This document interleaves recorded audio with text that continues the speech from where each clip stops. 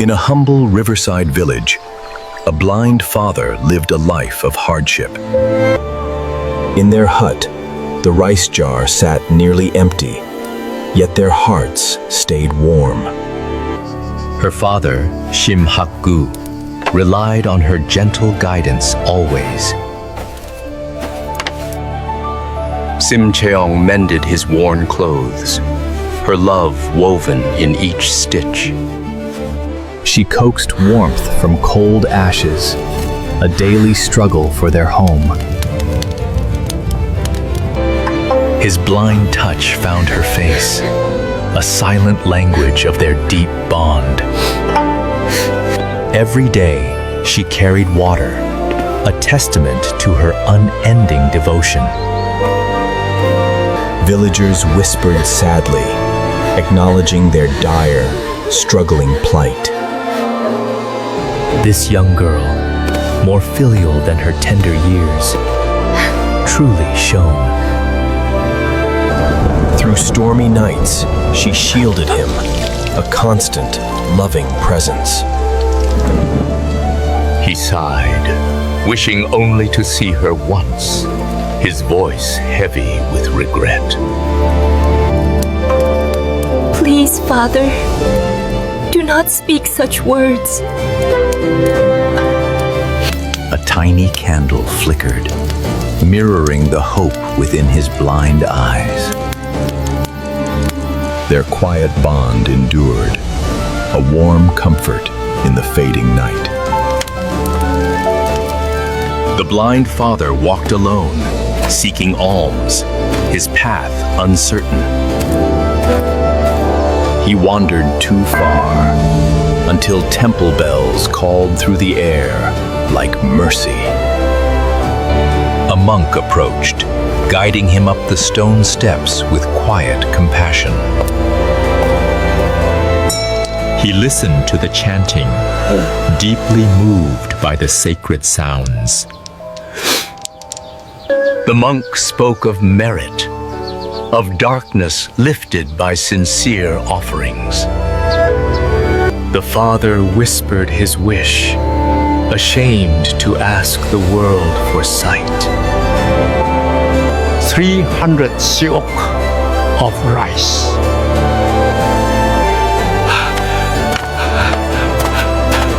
I will surely offer all of it. As the words left his mouth, fear followed, heavy as a locked door. He returned home slowly, his footsteps full of guilt and trembling hope. Shen Qing sensed something wrong in his silence and wavering breath. At last he confessed the vow, and the room seemed to shrink around them. Shen Qing froze, then calmness settled upon her resolute face.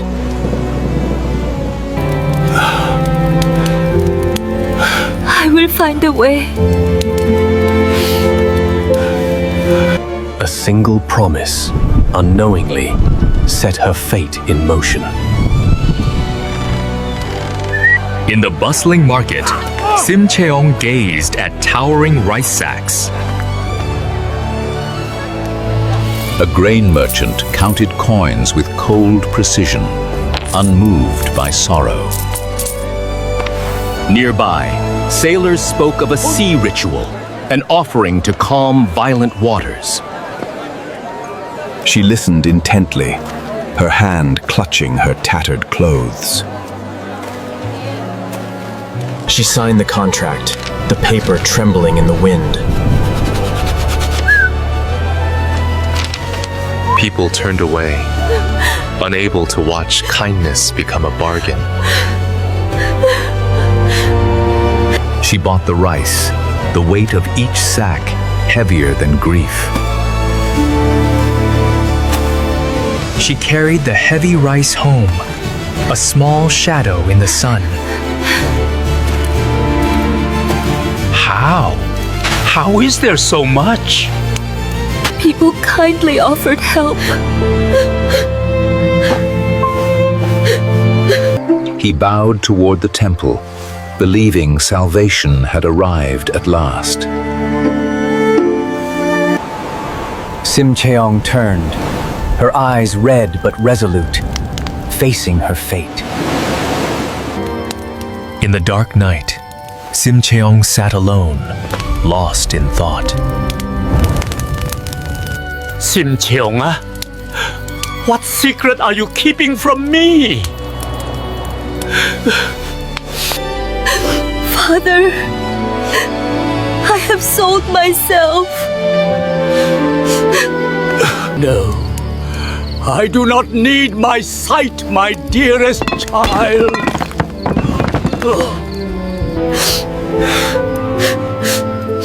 But I need you to live, Father. They embraced, their sorrow mirrored by the gentle falling rain. He struck his chest, drowning in blame he could not escape. Please, Father, do not blame yourself. Dawn arrived pale and cold, and the harbor waited in mist. Sailors called from the dock. Ropes creaked like old warnings. Her father ran after her, his cane slipping in the wet mud. Father, my dear father.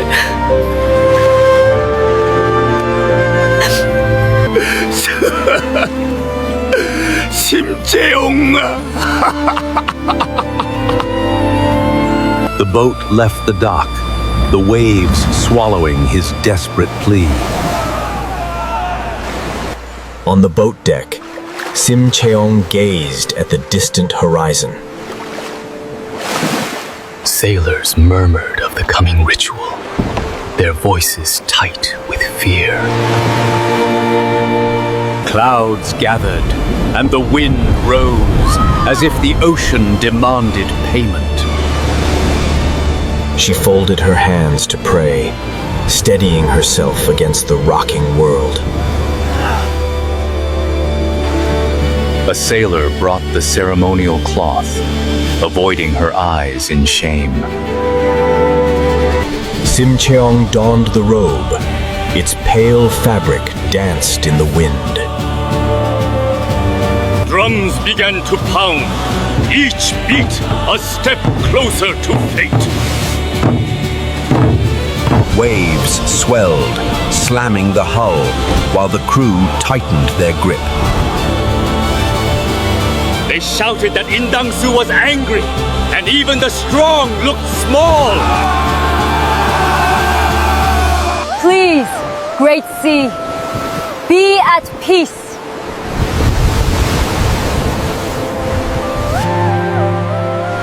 A tear fell from her eye, yet her gaze held no trace of fear. The dark abyss, the sacrifice point, loomed before her. Her father's cry, Sim Cheong, echoed in her mind. And the story crossed its threshold, from sacrifice toward the unknown. Incense and spray mixed in the air as the crew began the rite. Sim Cheong stood at the boat's edge, wind whipping her hair. The sailors bowed their heads, guilt heavy on shoulders hardened by storms. Please, take the rice to the temple. Can you tell my father?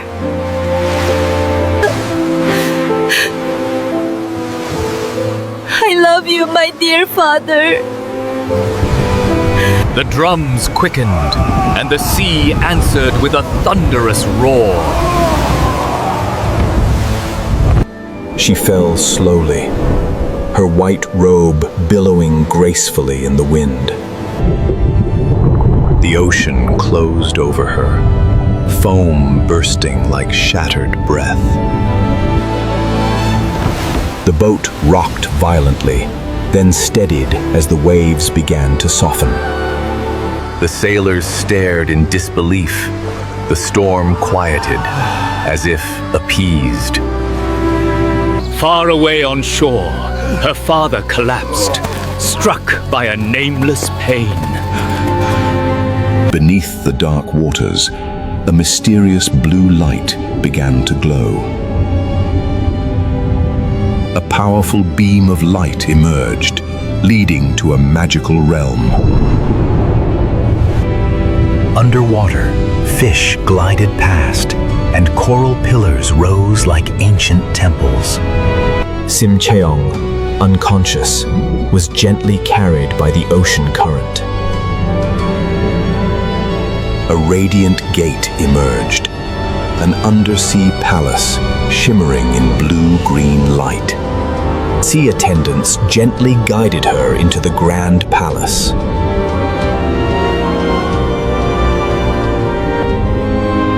Upon a throne of tides sat the Dragon King, vast and silent. The Dragon King heard her filial tale, pondering deeply. Such filial piety moves even the deepest sea. He ordered her return, reborn to the surface through a lotus bloom. Sim Cheong slept peacefully, bathed in a warm, magical glow. A giant lotus bud closed gently, sheltering her like a cradle. The bud rose upward, trailing bubbles like scattered stars. On the dark sea, the lotus bud floated, emitting a soft light. At dawn, the lotus breathed open, releasing a strange, sweet scent. Fishermen spotted it and froze, away, turning their nets to stone. From death's water, life unfolded, petal by petal, promise by promise. The fisherman presented the lotus to the royal court, still trembling with wonder. In the palace, officials murmured, uncertain whether to fear or praise. The king leaned forward, drawn by the impossible gift from the sea. The lotus opened fully, light spilling across the hall like sunrise indoors.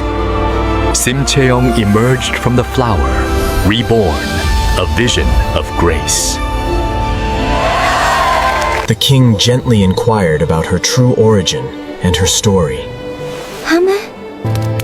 The king was deeply moved, his gaze filled with profound respect. A royal ceremony followed, silk and incense sealing her new life. Sim Cheong gazed skyward, her thoughts yearning for her father. She asked the king to hold a feast, inviting all blind people. Yes, let us find your beloved father. From poverty to palace, her filial heart remained true. Blind travelers arrived, their canes tapping on the stone path. Sim Cheong's father heard the news and shook, hope battling fear. He set out in worn clothes, guided by strangers and stubborn love. At the palace gate, he seemed smaller than the walls. The banquet hall glowed with lanterns, filled with rich aromas. Sim Cheong, behind a screen, heard her father's familiar cane. His trembling hand touched the rice bowl, a poignant, fragile moment.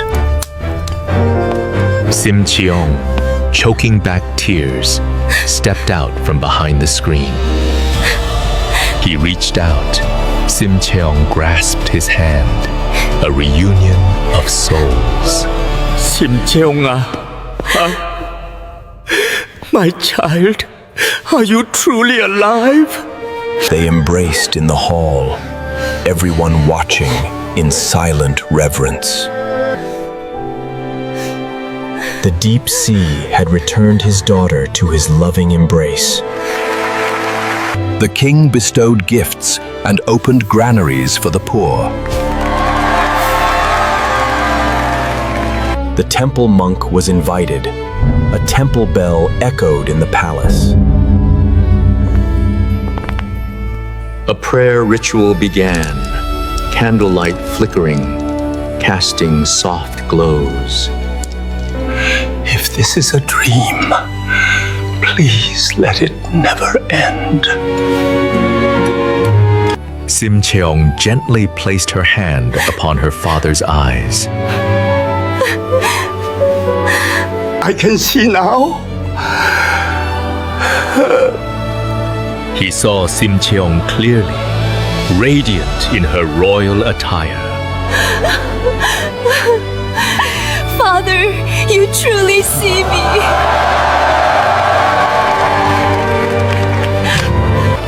The father opened not only eyes, but the world's heart.